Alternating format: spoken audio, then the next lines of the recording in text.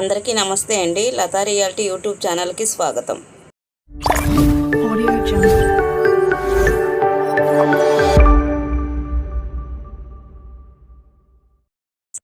Hi అండి అందరికీ. కొంతమంది దివ్యాంగులు నాకు ఫోన్ చేయడం జరిగిందనమాట. వాళ్ళు మా తిరుపతిలోనే ఉంటారు. కొన్ని నెలలుగా వాళ్ళకి బస్ పాసులు లేవని చెప్పడం జరిగింది. అట్లాగే ఆటోలో పరిచయమైన వాళ్ళు కొంతమంది వాళ్ళు కూడా మాకు కొన్ని నెలలుగా కాదమ్మా సంవత్సరాలుగానే బస్ పాసులు లేవు, ఎలా తీసుకోవాలో తెలియదు, మాకు చెప్పించే వాళ్ళు లేరమ్మా అని చెప్పడం జరిగింది. అవునా అండి అని చెప్పి నేను అప్పటికప్పుడే వాళ్ళు ఎంతమంది ఉండారు, ఎక్కడుంటారు మన దివ్యాంగులు అని అడగడం జరిగింది.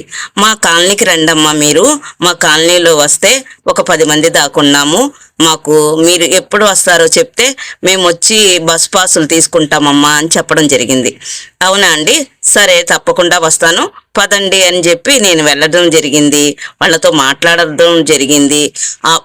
కొంతమందికి అందరికీ మనము అన్నీ ఏమి చేయలేకపోవచ్చండి. కొంతమందికైనా మనకి తెలిసింది వాళ్ళతో షేర్ చేసుకొని నేను ఇప్పిస్తాను, నాకు ఎట్లా బస్ పాసులు ఇప్పించాలో తెలుసు, రండమ్మా వెళ్దాము, వస్తారా అంటే తప్పకుండా వస్తాం మేడం, మాకు ఇంత మాత్రం చెప్పేవాళ్ళు లేరు అని చెప్పినారు. సరే ఇదేమంత పెద్ద గొప్ప విషయం కాదండి, రండి వెళ్దాము అని చెప్పి అప్పటికప్పుడు వాళ్ళందరినీ తీసుకొని ఇదిగోండి బస్ స్టాండ్కి తీసుకొచ్చాను. వీళ్ళందరినీ తీసుకొచ్చి సైన్లు చేపించి వరుసగా నిల్చోబెట్టి అక్కడ ఫార్మాలిటీస్ అన్నీ పూర్తి చేసి వీళ్ళందరికీ బస్ పాసులు ఇప్పించడానికి ట్రై చేస్తున్నాను అనమాట.